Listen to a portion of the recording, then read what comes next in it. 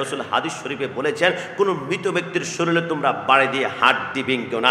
জ্যান্ত অবস্থায় হাড্ডি ভাঙলে যে পরিমাণ গুনাহ হবে, একটা মৃত মানুষের শরীরে আঘাত করে হাড্ডি ভাঙলে তার থেকে 70 বেশি গুনাহ হবে। তোমরা কোন তাওহীদি জনতা, তোমরা তাওহীদ আর রিসালাত কাউকে বিশ্বাস করো না, কারণ আগুন দিয়ে শাস্তি দেওয়ার বিধান আমার আল্লাহ বলে, একমাত্র আমি আল্লাহ আগুন দিয়ে জাহান্নামে আমার বান্দাকে শাস্তি দেব গুনাহের কারণে। কিন্তু দুনিয়ার কারো ক্ষমতা নাই, দুনিয়ার কোনো অধিকার নাই যে আমার কোনো বান্দার গায়ের মধ্যে দাও দাও করে আগুন জ্বালাবে। তো আল্লাহর কোরআনে কোথাও কি আছে যে লাশকে পোড়ানো যাবে? না, কোরআন নাই। কোরআন বলে লাশকে সম্মান করো।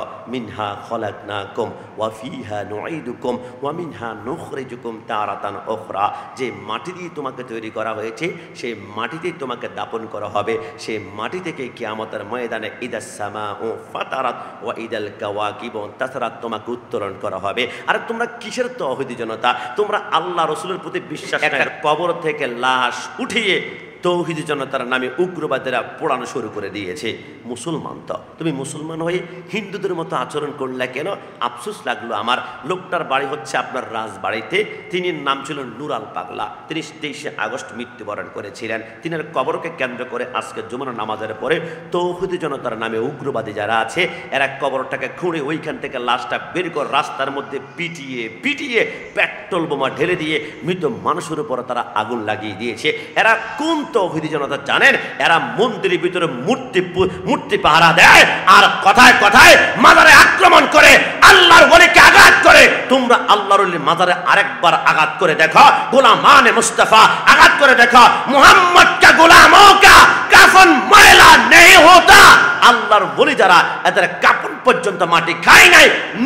নুরাল বাংলারও সেইখানে দেখলাম মাটি পর্যন্ত স্পর্শ করে নাই। এটা জবান খুলে বলে সুবহানাল্লাহ। না, তোমরা তো তৌহিদি জনতা মানে আল্লাহর প্রতি বিশ্বাস করো, এটাই তো তারা বোঝাতে চায়। তো আল্লাহর কোরআনে কোথাও কি আছে যে লাশকে পোড়ানো যাবে?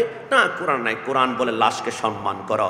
মিনহা খলাকনাকুম ওয়া ফিহা নুঈদুকুম ওয়া মিনহা নুখরিজুকুম তারাতান উখরা।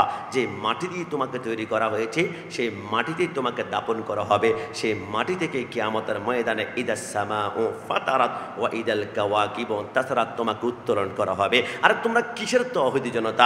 তোমরা আল্লাহ রাসূলের প্রতি বিশ্বাস নাই। রাসূল হাদিস শরীফে বলেছেন, কোন মৃত ব্যক্তির শরীরে তোমরা বাড়ি দিয়ে হাড্ডি ভেঙো না।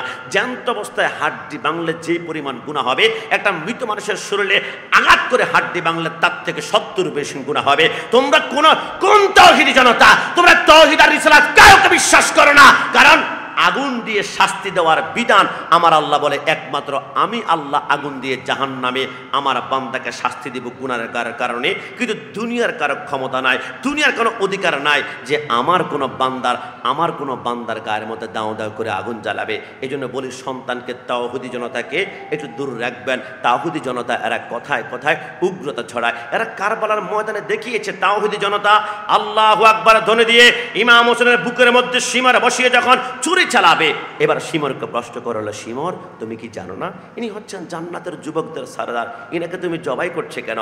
শিমর পাগড়িটা খুললো, হাতের মধ্যে নিয়ে পাগড়ির ভিতর থেকে চিঠি বার করলো। তোমরা কি শুনবা? চিঠির মধ্যে 600 আলেমের ফতোয়া লেখা আছে। তাড়াতাড়ি আল্লাহু আকবার বলো, হুসাইনকে জবাই করো, একটু পরে আসর নামাজ পড়তে হবে। যে হুসাইনকে আসরের ভিতরে নামাজের ভিতরে সালাম না দিলে, নামাজের ভিতরে সালাম না দিলে নামাজ পর্যন্ত হয় না। সেই তৌহিদি জনতা আল্লাহু আকবার স্লোগান দিয়ে হুসাইনকে যারা জবাই করেছে, এলা নুরাল পাগলাকে গায়ের মধ্যে আগুন লাগাতে এদের জন্য বেশি কিছু নাই। এজন্য আমি বাজে বলি, এই দেশ উগ্রপন্থী নামে কোন তাওহীদি জনতার দেশ নয়। এই দেশ আউলিয়া কেরামের পক্ষে মাজারপন্থী বাংলাদেশ।